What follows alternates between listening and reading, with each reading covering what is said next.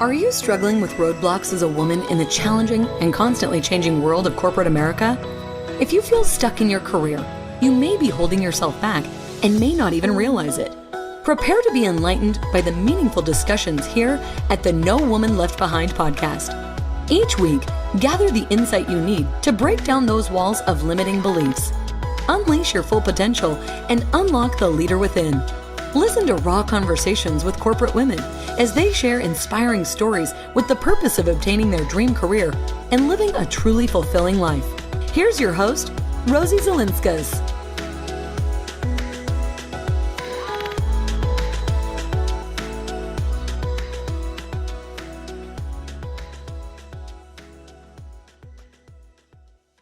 Hey everyone, welcome to the No Woman Left Behind show. I'm Rosie Zilinskas. Today we're going to be talking to Susan, who is an expert in sales and LinkedIn. Susan MacConnell is a LinkedIn lead generation strategist and president of Diversified Sales Solutions, and she is also the creator of the Client Connector Method. Susan's corporate sales career spans over 20 years. We're going to have Susan talk to us about emotional intelligence in the workplace, and then I'm going to pick her brain on how to properly use LinkedIn when you are searching for a job. Here is Susan. Susan, thank you so much for being on the No Woman Left Behind show. So Susan, I know that you and I had a conversation a little while ago, and you were in corporate years ago, and there was some catalyst where you just decided that you could not be part of corporate anymore. Could you tell me a little bit about what that catalyst was? Yeah, that's so interesting. It's so fun that you brought me back that many years. Thank you for doing that. And thank you obviously for having me here today. This is great. I love the mission that you have, and I love everything about, what you're trying to do to help us all Thank sort you. of, do things the right way, I guess. So I worked for 2 or 3 big companies when I first started. I was in sales, and I worked for a smaller company called a paging company that was owned by the Providence Journal, and we were sort of on our own. So we weren't just what I call a large corporate, but yet we were part of corporate. But then I moved to a larger company, and I sold cell phones back in the day before they were like they are now. They're huge.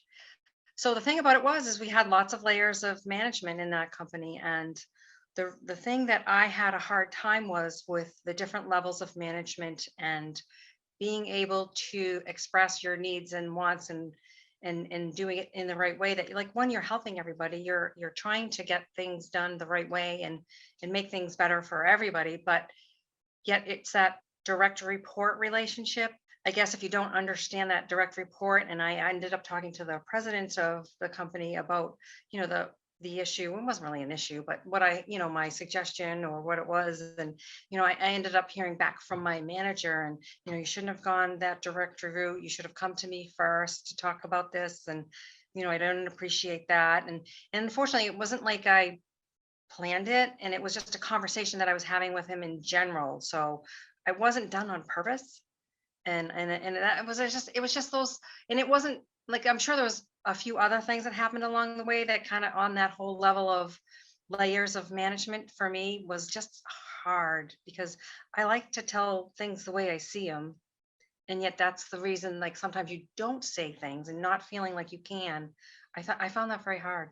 Yeah. And obviously I'm asking that because there's so many women in the corporate world that are listening to us that may feel the same way. And unfortunately, some companies do require you to file that hierarchy, whereas, like you said, you should have talked to your direct report or to your direct manager. And from there, they talk to the, higher up and all that stuff.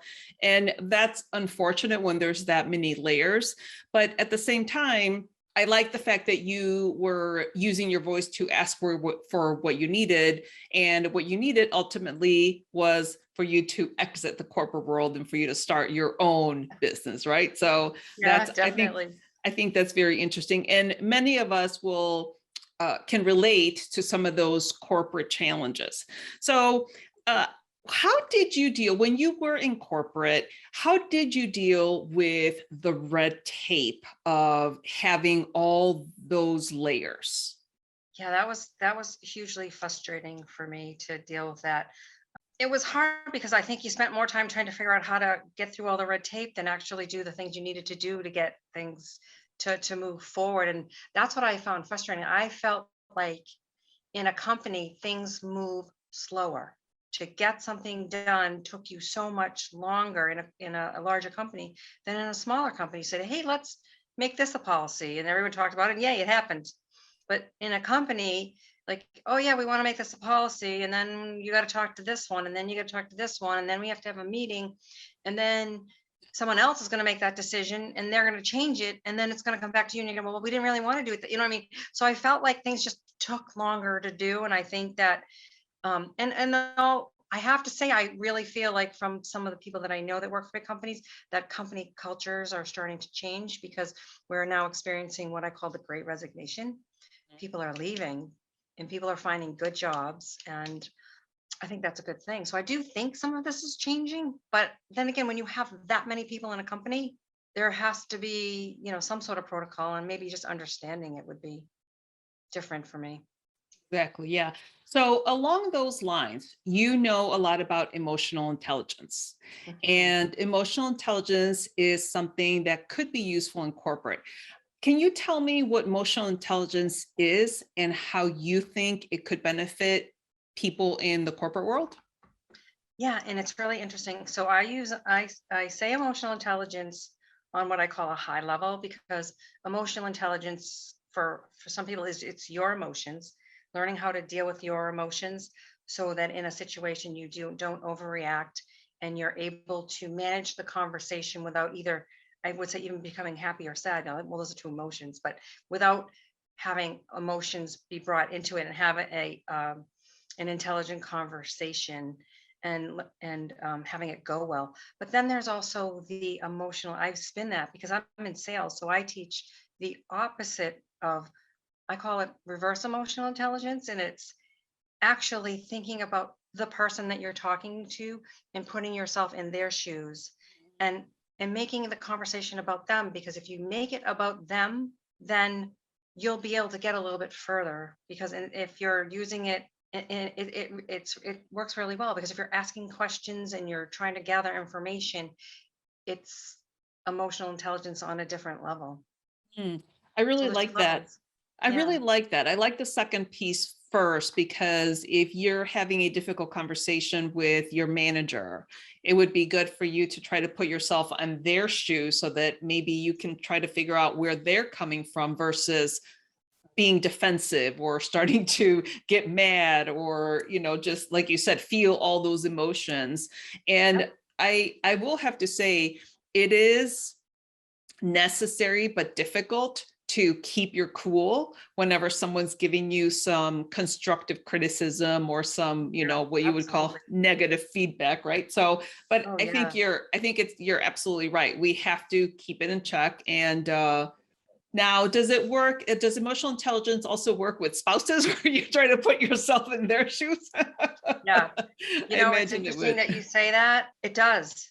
And also too, I actually have just partnered with another person who is a high level professional development person, and he goes into takes emotional intelligence to a level called conversational intelligence, and then relationship intelligence. So it does work, because if you're in a conversation and you're controlling your emotions and you're trying to tap into theirs, and then you're also thinking about these conversational intelligence skills that he teaches, it does. Because I was talking to my boyfriend once, and we were having a thing, and I started, and I don't typically go there, but in my head I'm gonna just see if I can use some of these skills.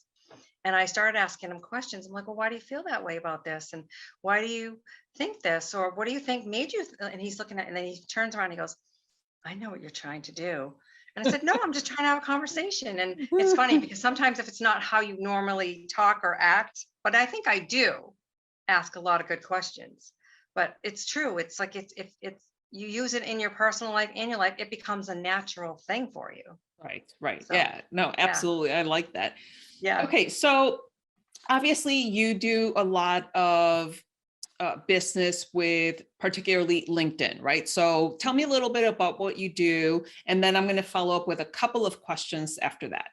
Yeah, no, definitely.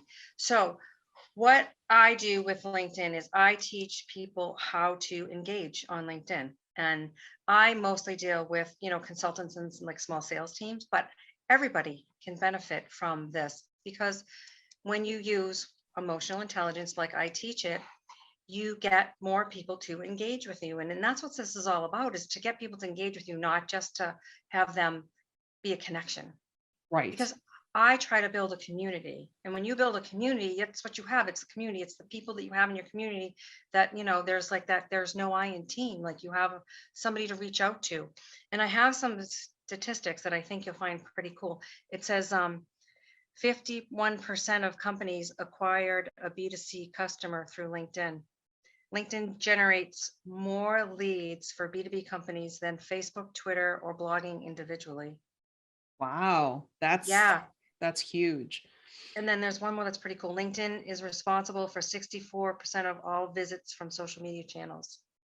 Wow. Okay. So the reason why I was asking you that was because what I would like to know is, for someone that is in the corporate world still, and Yep. they're looking for a job.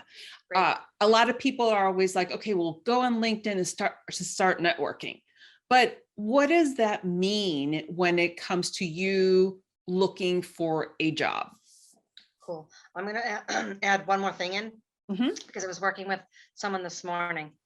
When you are looking for a job, the first thing you want to do is you want to take your profile and you want to comb through it. You don't want it to look like a resume, and you want to look up the jobs that you want to go for, and you want to look at some of these job descriptions, and you want to look at what they're asking for in the job descriptions, and you want to make sure you have that in your LinkedIn profile.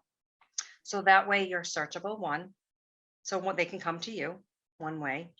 And then the second way to do this is to take a look at the job that you want to go for, look at the company, and try to find maybe 2 or 3 people in that company and reach out to them and say, hey, I was thinking about applying at your company.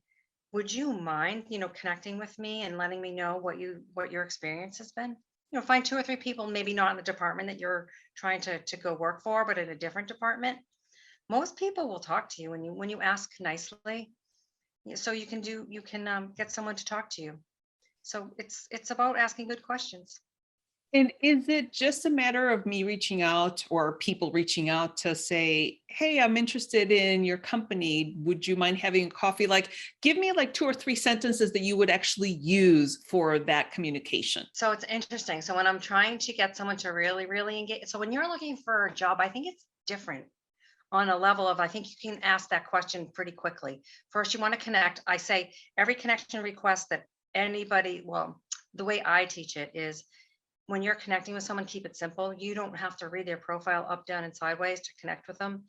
It's more like, hey, your profile came up in my suggestions, and I hope to connect with you. Say your name. Because if you're, it's not wasting time, but if you're taking the time to read their profile, you are taking a lot of extra time that you don't need to take. Because what if they don't answer? So you're better off to say, talk to them in the second message once they connect. Thank you for connecting with me. I love your company. I love what your company does. And I was thinking of applying there. Would you mind? Do you have time to, set up a short conversation with me? And I think if you're looking for a job, you could say that right away. The way that I teach it, it doesn't usually happen either. It's been a long day. When I want to take it a little further with somebody, the typical thing I say in the second conversation once they connect is I look at their profile and I look at what they do and I look at how many jobs they have. And let's just say I'm talking to a CFO. Wow, Jim, thank you for connecting with me. I noticed that you have been a CFO for 17 years. What has kept you intrigued about that, being being a CFO for that many years? It's not about you, it's about him. Wow. And And that's he'll so come back easy. with a paragraph, literally a paragraph. And then you can take that conversation where you want to go. Like, so if you're that uncomfortable and you're a little bit more reserved, that's the first thing you can ask them. And then you can say, well, I was thinking about applying at your company. Would you mind? And That's then for easy me, enough. Yeah. it's pretty easy. And then you can, like I said, you can take that conversation from where it goes when you first start it and make it about them. Okay.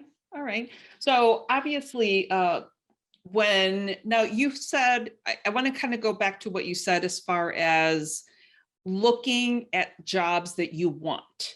So when you are targeting jobs that you can see yourself like in a year, you said to kind of go through the profile and identify the skills. Did you say identify the skills, or what did you say? Oh, yeah. So what I'm saying is you go to that. So on LinkedIn, you can search jobs. You can search the filters for searching for a job are amazing. So Yes. filter down it exactly to the jobs that you want. And then you have, XYZ is offering this job. You open it up and you look, and it says, we're looking for the requirements for the job. And it's like usually like, I don't know, I looked at like 4 or 5 today, and there was bullet points. We're looking for this person to do this thing, this thing, this thing, and this thing. And if you can do all those things almost exactly the way they said it, should go in the about section of your LinkedIn profile. Got it. That's what it was. Okay, sounds good. So those Yeah, skills should go in the about section. Okay. Taking the skills that they're looking for, that you do, that you have, and making sure you have them in your profile. Got it. Interestingly enough, I found a kind of fun, quirky thing to do when you're looking for a job, and the word cloud. So, the big cloud that kind of comes up with all these different kinds of words. So the tip that I heard was to take the job description, put it in a word cloud, and then obviously the biggest words that pop up in the cloud are going to be the keywords that you want to put on your resume. I was like, oh wow, that's a completely new thing. So yeah. It's the same thing on LinkedIn. That's why I'm having you put it in the about section of your profile, and then maybe in some of your experience section, break it out by the different jobs, and then that's what you're stuffing it with keywords. That's exactly what it is, because you're searchable. Got it. And if you have keywords in there that you're not doing anymore, take them out. Okay. Because many of them, people in the skills section, I noticed this one girl, she had like 30 skills. I go, do you do all these 30 things? Yeah. She's like, no. I go, get rid of them. Right. You don't want to be searched for something that you don't want to do. Right. Yes, exactly. I definitely Rid don't of want to. Okay. So obviously we're talking about networking. So what are the overall general benefits of networking? So say you may not be ready to find a job right now, but you are trying to expand your network and connect with those individuals. What are the benefits, and how can you do that well? That's good. I love that. That's a great question. So the benefits are, one, like I said, you're building this community of people. So in building this community of people, you want to find maybe some people that do the similar job to you in other companies, because maybe they're doing something one way that they can teach you something another way. When you're now, it's building your network. It's just, it brings you to some of these people that you may never have ever connected with, and you might have some sort of like commonalities, and it just expands your horizon of knowledge. And it's just really a good thing to do, because you want to learn. You always want to be learning new things. And so you can learn, we talked a little bit, obviously, about soft skills, and how in the corporate world, a lot of people are, they can do their job the correct way, but yet soft skills are a little bit lacking. And there's so many great people on LinkedIn that can teach and give you ideas on how to improve your soft skills without having to take a ton of time. So it's just building that nest of people that like you can go to. Like if you're looking for a job in a year, you find people in other companies that maybe you can contact in a year or two, and just collaborate with them during the year. Right. And you help each other. Right. And just because you're not looking for a job right now doesn't mean that you may not be looking for a job in a year or two. So it's always good to keep that conversation going with people on LinkedIn. So what are some other trends that you've seen more recently with networking, and anything that you think might apply to people in the corporate world? Well, networking is a lot of hybrid now. So you have a lot of networking events that are, on Zoom, which is great because you can go to more. And so there are a ton on meetup.com, and there's a ton on Eventbrite. And there's also a ton on LinkedIn, and you just go into the events tab. But you want to pick events that have like different people. Like you don't want to have all marketing people, and you don't want to have all salespeople, unless that's something that you want to do. I just feel like try to find groups that have different people that have different things that they're doing than what you are currently doing, so you can sort of spread yourself a little bit wider. Yeah, like I said, there's a ton of events listed on LinkedIn, and a lot of them are. Oh, and actually, in the next few months, LinkedIn is going to be hopefully spreading the word or increasing the people. It's called LinkedIn Audio, and it's a lot like Clubhouse. And so what's going to be really cool about that is you can now go into an audio event just like on Clubhouse. So there could be in an audio room like 40 or 50 people, and you get to literally sit there and while you're listening and go on all of their profiles and decide whether you want to connect with them and just say, hey, how did you like the audio today? It's going to be great when they release Oh it. And it my should be gosh. happening. Yeah. And That's it's another awesome. yeah, and LinkedIn groups are another way to network as well and find out about good events. That's awesome. So I was looking on your profile and I noticed that you actually had a video on your picture. So I thought that was I have not done that yet on my LinkedIn, but I think I'm going to, based on like, I saw your profile. I was like, oh, that's pretty cool with the little video. I didn't realize that you could do like a video on your profile too. I know. Yeah, it's interesting. Yeah. And it's, there's also next to it's a 30-second video. And I tell people, do not say your name, and because everybody sees your name. So you want to say, what you do. Like, hi, I help people find new clients on LinkedIn, or hi, I do marketing and negotiations for so-and-so company, or I, add all these, whatever you do, you Right. just say it. And actually, I almost think that that's like a little interview, because then people see that you're personable or excited or whatever. So I think that's a great first interview. That's for someone looking for a job. Get it done. Do it. Do that. I've enjoyed working in the finance world for the last 15 years. I've done this, and this. I hope you reach out to connect with me. That's awesome. For any open positions. Go for it. Say it. Absolutely. And there's also next to your profile, there is it's a pronunciation thing. It looks like a little microphone, and it's a 10-second that you can do. It's an audio, whereas the other one's video. And so in 10 seconds, you can do the same thing. Thanks for coming to my profile. I'm looking for a job. Come, reach out. I actually do have that one because my last name is Zilinskas, and people can never pronounce my last name. It's my husband's Lithuanian last name, so it's like that's funny. Okay, Susan. So, what are some things that I know you as a business individual see? And I know that you primarily coach businesses, correct? Mm-hmm. Okay, so when you think about the corporate world, are there any services that your company can provide to people in the corporate world as far as their LinkedIn profile? I'm just curious. Yes, everybody can improve their LinkedIn profile, because you are 40 times more likely to have someone connect with you if your profile is filled out correctly. And I have just started working with a few sales teams. And it's very interesting because it's a function of, sometimes they think they're part of their company, so all they ever do is share their company posts and things, but yet you have a personality and you want to make your LinkedIn profile your personality within that company. So if have your profile set up with your personality, and then you learn how to maneuver, then you'll find a better community, and you'll build your network with the people that you can help and the people that can help you. And it's good for anybody to do this on LinkedIn. Awesome. And team and company, and then you can also support your company too by liking and commenting on their posts as well. And a lot of people just don't take the time, and a lot of people are just like looking for things on LinkedIn, and they don't take time to engage.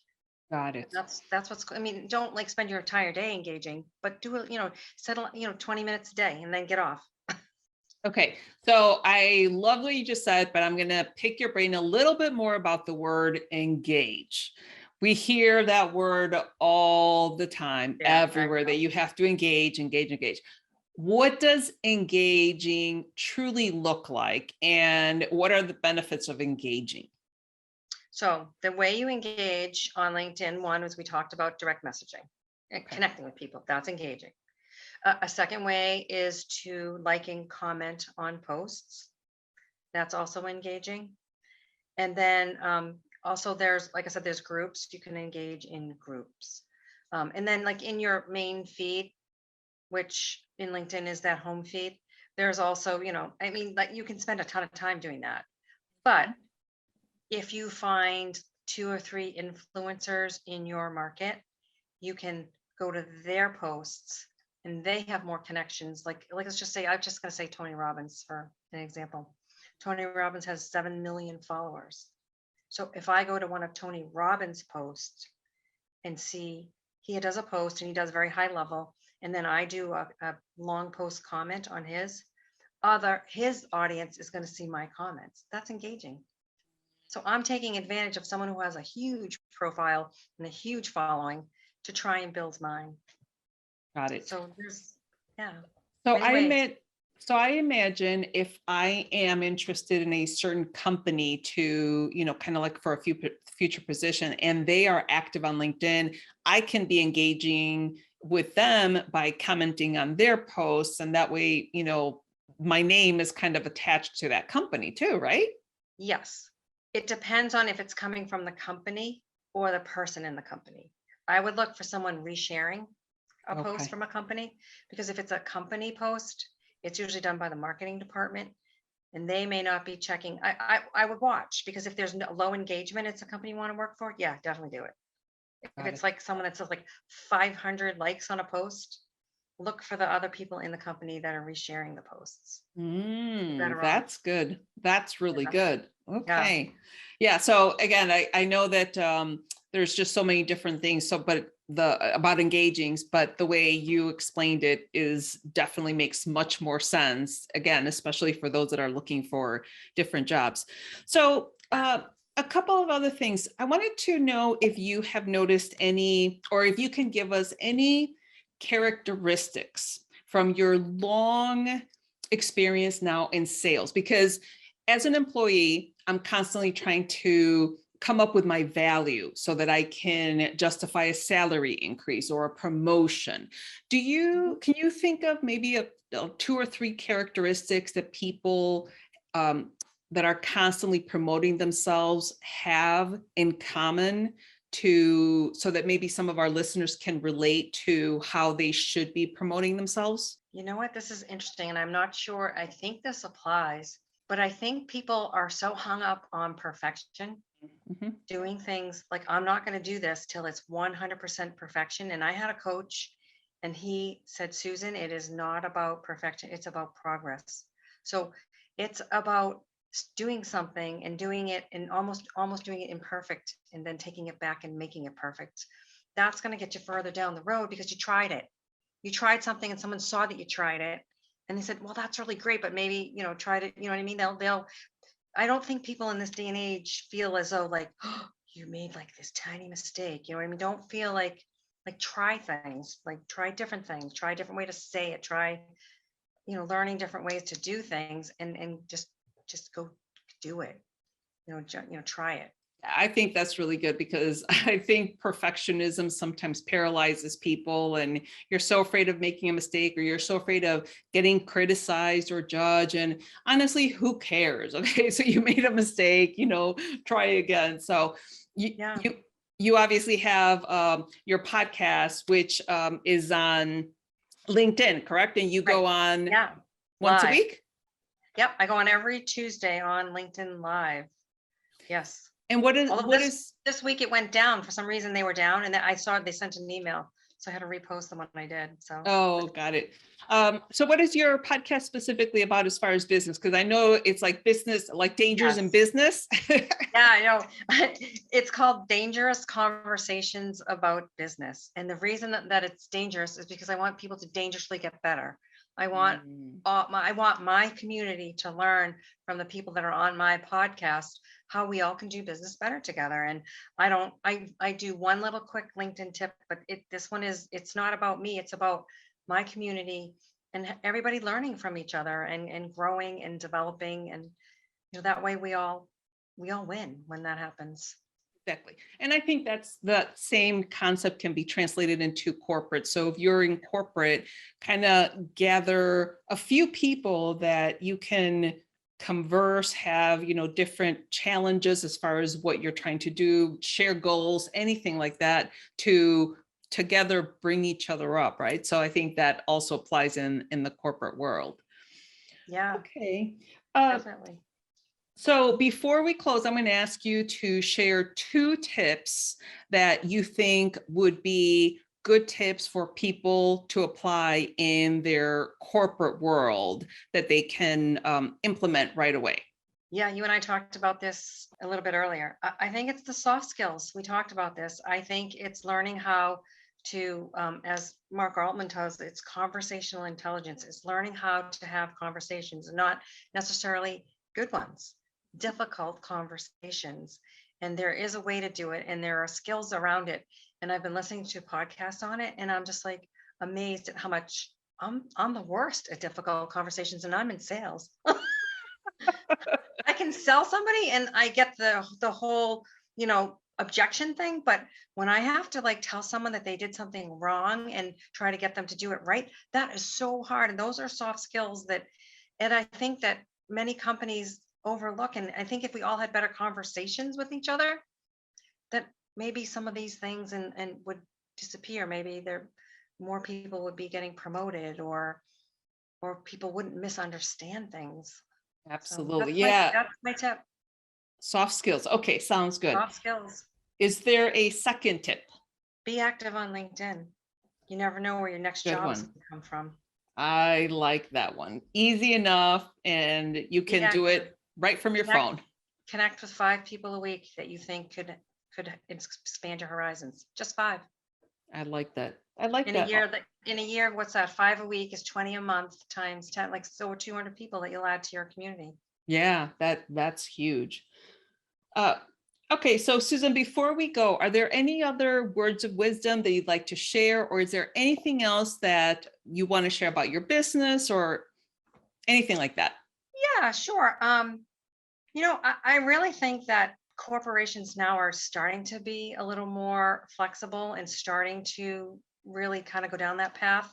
So I think that this is a good time for us to all learn and grow, and it's just been incredible. And I really think that women moving forward and up in business is really going to start to happen. I really see it happening.